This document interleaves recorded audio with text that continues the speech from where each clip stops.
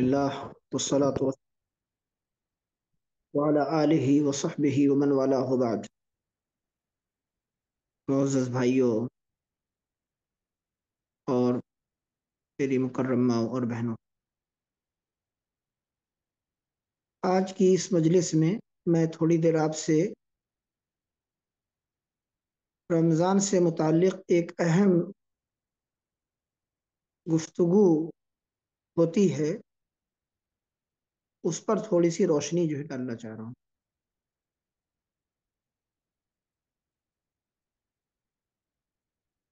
اکثر بیشتر آپ نے سنا ہوگا اور کتابوں میں بھی پڑھا ہوگا کہ روزہ جو ہے یہ ایک راز ہے۔ علماء اسے لکھتے چلے آ رہے ہیں صدیوں سے کہ روزہ رازداری کی ایک عظیم عبادت ہے۔ تو علماء کا جو یہ قول ہے، اس کی حقیقت کیا ہے، اس سے مراد کیا ہے،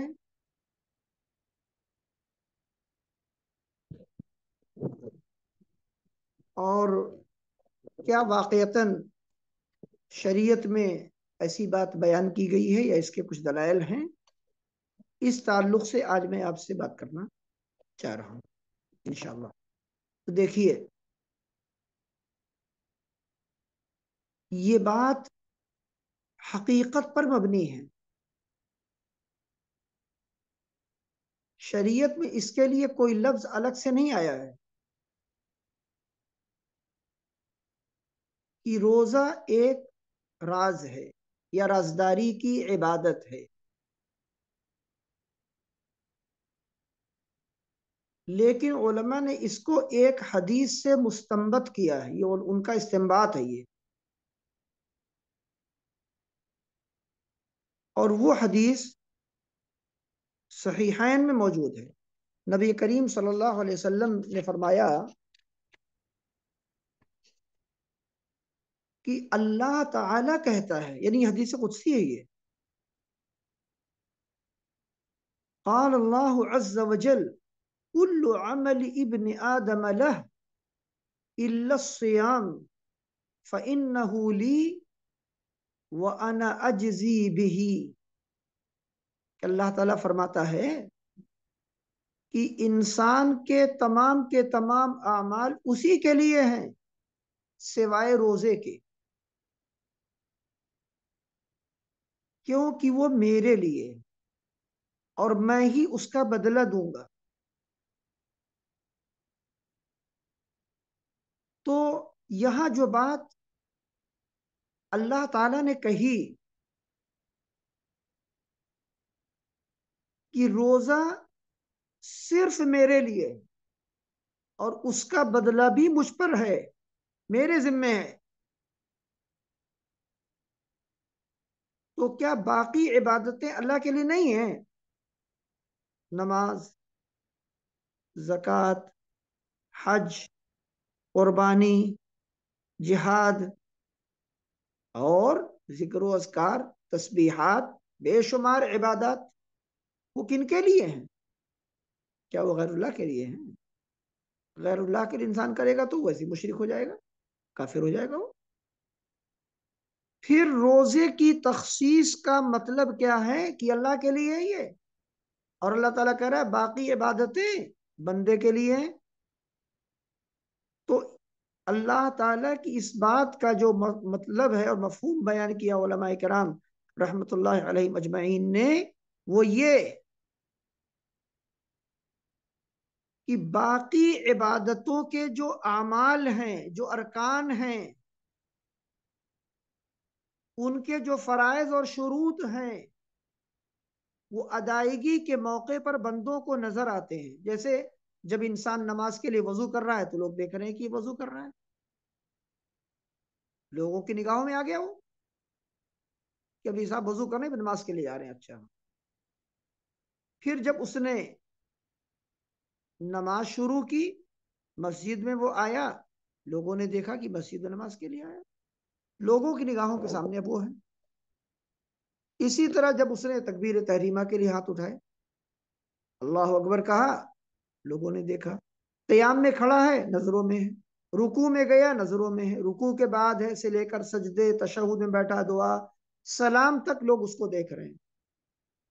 حج کرنے گیا، لوگوں نے دیکھا ایک صاحب حج کرنے جا رہے ہیں، عمرہ کرنے جا رہے ہیں، طواف کرتے ہوئے دیکھ رہے ہیں، عرفات میں اس کو دیکھ رہے ہیں، مینا میں دیکھ رہے ہیں، مزدلفہ میں دیکھ رہے ہیں، کنکری مارتے ہوئے دیکھ رہے ہیں، قربانی کرتے ہوئے دیکھ رہے ہیں، سعی کرتے ہوئے دیکھ رہے ہیں۔ تو انسانوں کی نگاہوں میں ہے، دیکھیے وہ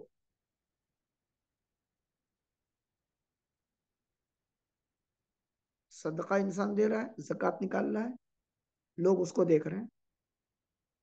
اگر کوئی نہیں ہے جس کو وہ جس کے ہاتھ میں دے رہا ہے وہ تو دیکھ رہا ہے۔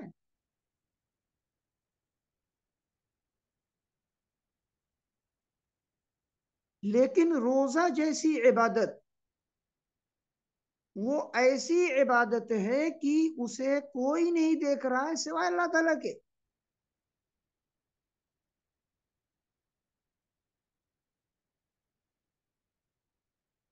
اور ایک بندہ کھانے پینے اور تمام مفطرات سے، یعنی روزہ توڑنے والی اشیاء سے رک جاتا ہے، دور رہتا ہے، عبادت کی نیت سے دور رہتا ہے نا، اللہ کی رضا اور اس کا قرب چاہنے کے لیے کرتا ہے یہ، بھوکے رہنے کے لیے نہیں۔ بھوکا تو انسان کھانا نہیں ملے گا تو بھی وہ بھوکا رہے گا 25 دن 50 دن، تو بھوکے رہنا عبادت نہیں ہے۔ اللہ کی رضا کے لیے، اس کے حکم، اللہ کی شریعت پر عمل کی نیت سے جب وہ بھوکا رہے گا، پیاسا رہے گا، اور ایک وقت کی پابندی کرے گا، یعنی صبح فجر صادق سے لے کر غروب شمس تک، اور روزے کے جتنے ارکان ہیں ان تمام کا خیال کرے گا، ان کی پابندی کرے گا، تب وہ جا کر کے روزے دار ہوگا۔ لیکن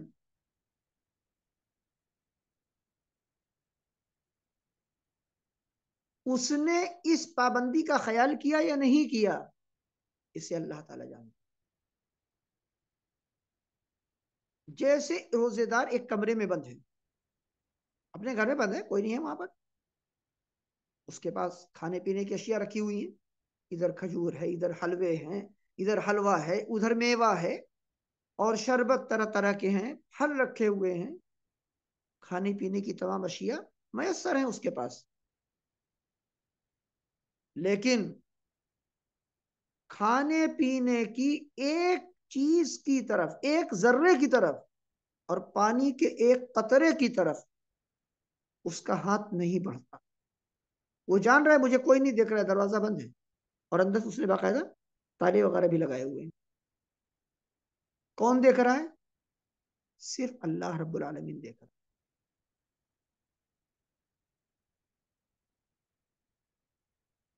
یہ مطلب ہے کہ روزہ ایک راز ہے جو بندے اور اس کے پروردگار کے بیچ میں ہے۔ اسی لیے بہت سے لوگ جو روزہ نہیں رکھتے وہ ہوٹلوں پہ پردے لگا کر کے کھاتے پیتے ہیں، یا اپنے گھروں میں کھاتے پیتے ہیں، اور اس کے بعد باہر جب نکلتے ہیں تو اپنے آپ کو ایسے ظاہر کرتے ہیں کہ ارے وہ آج تو روزہ بہت مشکل ہے بھائی، آج کا روزہ تو بہت بہت لمبا وقت ہو رہا ہے، ارے تو یہ وہ، اور اپنی شکل اپنی جو ہے وہ بسوڑتے رہتے ہیں، اس کو کہتے ہیں ہمارے شکل اپنی بگاڑتے رہتے ہیں، ظاہر کرتے رہتے ہیں بہت زیادہ روزہ ان کو لگ رہا ہے، یعنی بھاری پڑ رہا ہے۔ اور یہ سب کیوں کرتے ہیں؟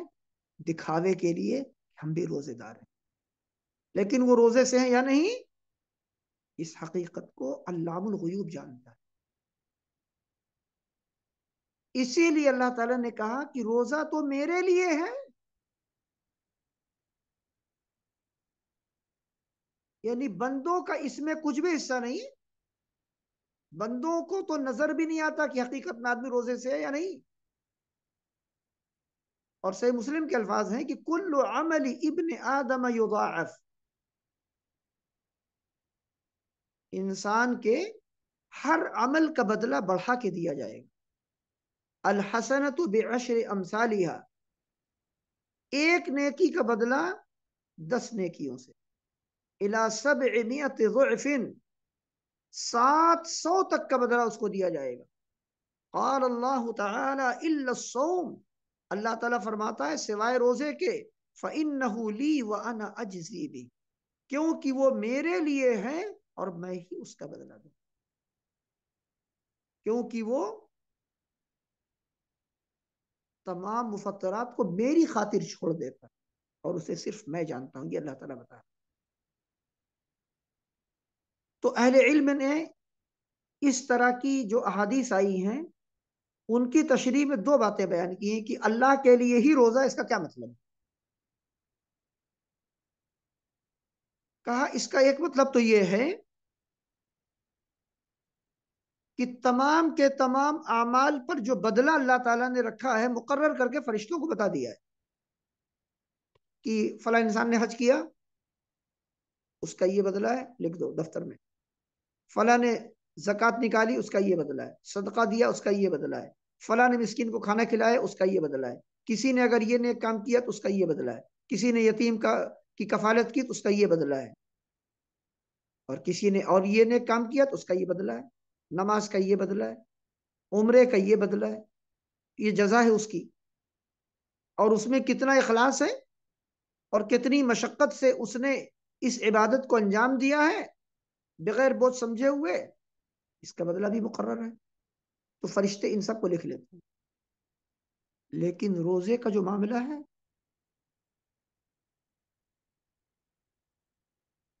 روزے کے بدلے اور اس کی جزا اور اجر و ثواب اللہ تعالیٰ نے فرشتوں کا تم مت لکھنا، یہ تم صرف یہ لکھنا کہ یہ بندہ روزہ تھا، چاہے فرض روزہ ہو چاہے نفل، تم یہ لکھنا بس۔ اس کا بدلہ، اس کی مقدار، اس پر جزا اور تعداد وہ صرف میرے پاس ہے، میں جانتا ہوں، میں اس کا بدلہ دوں گا قیامت کے دن، اور فرشتوں میں تم کو بھی نہیں بتاؤں گا۔ اس کا ایک مطلب یہ ہے۔ دوسرا مطلب علماء نے یہ بھی بتایا ہے کہ قیامت کے دن جب حساب کتاب ہوگا اور مظلومین آئیں گے اور اللہ تعالیٰ سے کہیں گے کہ اے ہمارے مالک، اس فلاں شخص نے مجھ پر ظلم کیا، میرا حق مارا، اس نے میری غیبت کی، اس نے مجھے بدنام کیا، مجھ پر الزام لگایا، اور یہ کیا اور یہ کیا یہ کیا، مجھ کو بدلہ چاہیے۔ اللہ تعالیٰ کہے گا ٹھیک ہے، میں تم کو بدلہ دلاؤں گا، اور وہاں پر ظالم کی نیکیوں میں سے مظلومین نیکیاں چھین لیں گے۔ اور خطرناک اور ہولناک منظر ہوگا قیامت کا وہ، اور ایسا انسان جو بہت زیادہ عبادت کرنے والا ہوگا وہ اس حال میں پہنچ جائے گا کہ وہ مفلس بن جائے۔ اس کو کہتے ہیں ہندوستان کے بعض علاقوں کی زبان میں قلاش، یعنی کچھ بھی اس کے پاس نہیں ہوگا، نہ نمازوں کا ثواب ہوگا، نہ زکوٰۃ اور صدقات کا، نہ حج کا، نہ قربانی کا، نہ صلہ رحمی کا، نہ تسبیحات اور تلاوت قرآن اور درود کا، اور جتنی بھی نیکیاں اس نے کی ہوں گی وہ سب لوگ چھین لے جائیں گے۔ اس کے بعد وہ مفلس بن جائے گا۔ پھر جو حشر ہوگا اس کا، وہ ہر ایک کا الگ الگ ہوگا۔ تو بہت تباہ کن منظر ہے وہ، اس کے بیان کا موقع یہ نہیں، میں نے آپ کو اشارہ دیا ہے ابھی۔ تو اس موقع پر جب مظلومین اپنا حق لینے کے لیے اس ظالم کے پاس آئیں گے، تو وہ لوگ جس حق کو تقسیم کریں گے، آپس میں چھین لیں گے، وہ کس طرح کی نیکیوں سے چھین پائیں گے؟ روزے کے علاوہ تمام نیکیوں سے۔ روزے کی جو نیکی ہے ان میں سے کسی کو حصہ نہیں دیا جائے گا، وہی نیکیاں بچ پائیں گے انسان کی، یاد رکھیے گا، اتنی عظیم عبادت ہے یہ۔ نبی اکرم علیہ الصلوۃ والسلام سے ایک صحابی ابو امامہ رضی اللہ تعالیٰ عنہ نے کہا کہ اللہ کے رسول، مجھے آپ ایک عبادت بتا دیجئے، میں جس کی پابندی کروں خوب زیادہ۔ آپ نے کہا علیک بالصوم فإنہ لا عدل لہ، کہا تم کثرت سے روزہ رکھا کرو۔ اس سے نفلی روزے مراد ہیں، رمضان کے روزے تو ہر مسلمان رکھتا تھا اور آج بھی رکھتا ہے الحمدللہ، یعنی عموماً، نہیں رکھنے والے بھی ہیں لیکن اس وقت تمام مسلمان رکھتے تھے، لیکن آپ نے نفلی روزوں کی ترغیب دی، کہا کثرت سے نفلی روزے رکھا کرو، کیونکہ روزے کے مساوی عبادت کوئی بھی نہیں، اس جیسا عمل میں نہیں جانتا ہوں۔ تو کیا ہوگا؟ روزے کا جو اجر و ثواب ہے وہ ظالم کے پاس بھی رہ جائے گا قیامت کے دن۔ یہ دو مطلب اس کے بیان کیے گئے ہیں، لیکن اصل جس بات کی طرف میں اپنی اور آپ کی توجہ مبذول کرانا چاہتا ہوں وہ اس راز کی طرف ہے جو بندے اور رب، یہ روزہ ایک راز ہے کہ انسان تنہائی میں ہے، وہ ایک قطرہ پانی نہیں پیتا، وہ ایک دانہ کھانا نہیں اٹھاتا، وہ ایک جوس نہیں پی لیتا ایک چمچ یا ایک قطرہ اس میں سے۔ کیوں؟ اللہ سے ڈرتا ہے، اس کا یقین ہے کہ رب مجھے دیکھ رہا ہے، اور اگر میں ایک قطرہ شربت یا پانی پی لوں گا تو میرا روزہ ختم ہو جائے گا۔ لوگ تو نہیں جانیں گے، وہ سمجھیں گے روزے دار ہے یہ، لیکن اللہ تعالیٰ جان جائے گا۔ اللہ کے حساب میں، اس کے علم میں ایسا ہو جاؤں گا کہ میں نے رمضان کی بے حرمتی کی ہے، اس لیے اس کے ہاتھ رک جاتے ہیں کھانے پینے اور روزے کو توڑنے والی اشیاء سے۔ تو روزہ کیا کرتا ہے؟ انسان کے اندر ایمان بالغیب کے عقیدے کو پختہ کرتا ہے، اور یہی بات اصل خلاصے کی ہے جو میں آج آپ کو بتانا چاہ رہا ہوں۔ ایمان بالغیب ہمارا مضبوط ہونا چاہیے، اللہ کے تمام وعدوں پر یقین، نبی کریم صلی اللہ علیہ وسلم کے تمام وعدوں پر ہمیں ہمیشہ یقین ہونا چاہیے۔ ہم نے نہیں دیکھا، لیکن اسی طرح جیسے اللہ رسول اور اس کے تمام پیغمبروں نے بتایا وہ سب برحق ہے۔ کیا فرشتوں کو ہم نے دیکھا ہے؟ کہ ہم ایمان لاتے ہیں جو نہیں دیکھا ہے نا، اس کو کہتے ایمان بالغیب۔ جنت کو دیکھا نہیں، جہنم کو دیکھا نہیں، قیامت کو دیکھا نہیں، قبر میں حساب کتاب، منکر نکیر، سوال جواب، عذاب اور نعمت دیکھا نہیں، لیکن ہم ایمان لے آتے ہیں، اس کو ایمان بالغیب کہتے ہیں۔ تو ایمان بالغیب کے عقیدے کو روزہ پختہ اور مضبوط کرتا ہے۔ اور دوسری ایک چیز ہوتی ہے، اسے عربی زبان میں کہتے ہیں مراقبہ، اور اردو کا مراقبہ تو گمراہی والا ہے، جو قبر پرستوں سے اور صوفیہ سے اہل اسلام کے بیچ میں گھومنے لگا ہوا لفظ اپنی غلط تعبیر کے ساتھ۔ مراقبہ جو عربی زبان میں ہے وہ اس معنی میں ہے کہ اللہ رب العالمین کے متعلق اس بات کا یقین رکھنا کہ رب مجھ پر رقیب ہے، نگہبان ہے، وہ حفیظ ہے، وہ علام الغیوب ہے، وہ میرے اقوال، میرے اعمال، میری عبادات، میرے فیصلے، میری نظریں اور میرے حرکات اور سکنات، سب پر وہ شہید ہے، سب کو جان رہا ہے، دیکھ رہا ہے، وہ علیم و خبیر ہے، وہ بصیر ہے، سب پر وہ مطلع ہے۔ جب یہ عقیدہ ایک بندے کے یہاں مضبوط ہو جاتا ہے تو وہ صرف رمضان میں نہیں، رمضان کے بعد بھی اس پر اثر انداز رہتا ہے، اس کی زندگی کے ہر جز میں۔ اچھا، جب اللہ تعالی ہمارے اعمال کو دیکھ رہا ہے، ہمارے ایک ایک عمل پہ وہ نگہبان ہے، اور ہمارا یقین بھی ہے کہ وہ دیکھ رہا ہے اور جان رہا ہے، تو جو بندہ سگریٹ پیتا ہے اس موقع پہ نہیں جانتا کہ رب دیکھ رہا ہے اس کو؟ جب وہ کسی کی غیبت کرتا ہے، جب کسی کا مذاق اڑاتا ہے، یا جب معاشرے میں نفرتیں پھیلاتا ہے، یا فتنہ جوئی کرتا ہے، یا کسی پہ الزام تراشی کرتا ہے، یا کسی کا حق مارتا ہے، الاخری جتنے بھی گناہ اور جرائم ہوتے ہیں، جب وہ ان جرائم کا ارتکاب کرتا ہے اس موقع پر وہ یہ کیوں بھول جاتا ہے کہ رب مجھ پر نگہبان ہے اس وقت بھی؟ جیسے میں رمضان میں قطرہ پانی نہیں پی رہا تھا، اسی طرح مجھ کو جھوٹی قسم بھی نہیں کھانی چاہیے، اسی طرح مجھے جھوٹ بھی نہیں بولنا چاہیے، اسی طرح مجھے کسی کی برائی اور غیبت بھی نہیں کرنی چاہیے، اسی طرح مجھے کسی کو اذیت نہیں پہنچانی چاہیے، اسی طرح کسی کا حق نہیں مارنا چاہیے۔ تمام کے تمام گناہوں سے یہ عقیدہ بندے کو روک دیتا ہے حقیقت میں. کون سا عقیدہ؟ کہ روزہ ایک راز ہے اور رب مجھ پر رقیب ہے، نگہبان ہے، وہ شہید ہے. شہید یعنی اپنے علم سے وہ مجھ پر نگاہ رکھے ہوئے. وہ لطیف و خبیر ہے، وہ باریک بھی ہے، وہ علام الغیوب ہے. یہ صفات قرآن مجید میں اور یہ اللہ تعالیٰ کے نام کثرت سے کیوں بیان کیے گئے؟ اسی عقیدے کو مضبوط کرنے کے لیے کہ پوری کائنات میں، آسمانوں کے اوپر ہو یا زمین میں یا سمندروں کی تہ میں، ایک ذرہ یا ایک قطرہ کہیں پر ہو، کوئی بھی عمل یا کوئی بھی چیز، اللہ تعالیٰ اسے بھی جانتا ہے. کوئی ایک عمل یا کوئی ایک خیانت انسان کرے اور اس کو وہ چھپا دے، ایک چٹان کو لے اور چٹان کو اس کو ٹکڑا کرے، اور کرنے کے بعد اس کے بیچ میں اس اپنے چوری کے عمل کو جا کے چھپا کر کے چٹان کو بند کر دے اور سیمنٹ وغیرہ لے کر کے اس کو چھپا دے. اللہ تعالیٰ کہہ رہا ہے یا بنیہ. یہ کس نے؟ اللہ نے اس کو نقل کیا ہے.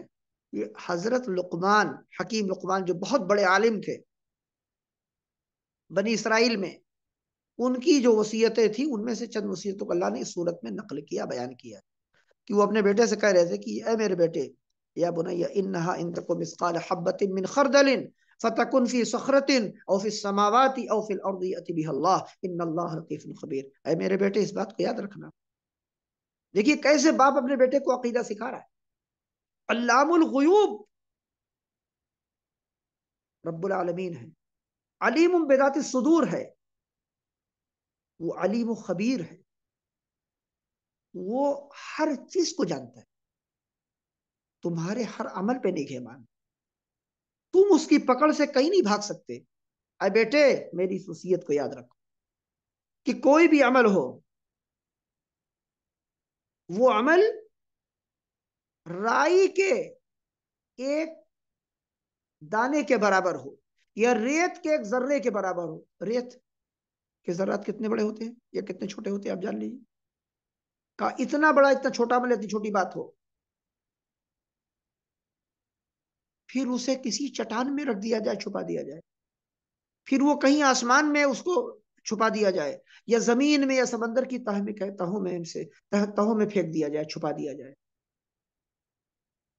یأتی بہ اللہ، اللہ تعالیٰ اس عمل کو بھی لے کے آئے گا، یعنی حساب لے گا بندے سے. یاد رکھ لو بیٹا، تم کیا کرتے ہو اور کیا کہتے ہو اور کس طرح جیتے ہو اور کون سا عمل کرتے ہو، ہر عمل پہ اپنا حساب خود لینا، ورنہ اللہ تعالیٰ قیامت کے دن سخت حساب لے گا.